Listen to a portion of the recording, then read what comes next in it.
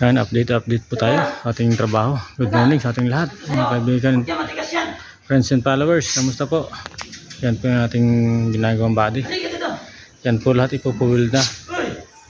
Nayari na. Babaw at saka ilalim. Yan po mga kaibigan. Ito naman po tayo. Toolbox.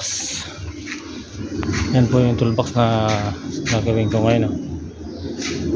8 feet ang haba ng toolbox by 32 inches ang lapad by 23 ang taas ng toolbox niya. Kabilaan po yan mga boss. Ayan po, kabilaan siya. Yan mga boss, yung sa kabila marami pang kulang.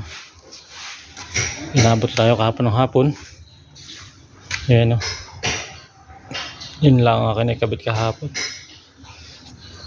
Yun ang nating pagkapatuloy na gawin ngayon mga boss.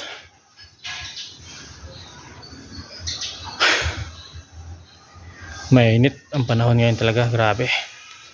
Update lang po tayo sa ating gagawin ngayon mga boss. Solo ko ngayon, wala yung aking partner, may ginagawa siya. Kaya wala akong taga full weld. Wala nagpo full weld ngayon. Yung partner ko kasi may ginagawang iba. Ayan po.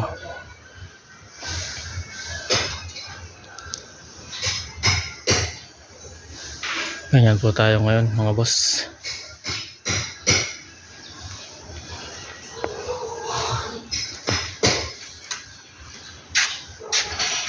Sunod natin gagawin pagkatapos ng toolbox, mudguard, bumper. Wala mga ibang gagawa at boss kundi tayo lang.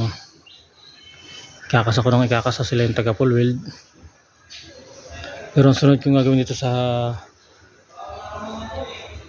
toolbox na to yung kanyang side grills. Dito magkakaroon siya ng side grills sa unahan na yan, punta ron. Side grills ating susunod na gagawin mga boss. Sa likod mayroon din siya. Hanggang sa likod yung kadulo-dulo na yun, lalagyan natin ng side grills. Protection yan daw sa mga bata para hindi makapasok sa ilalim. Okay, yun naman po. Maraming salamat.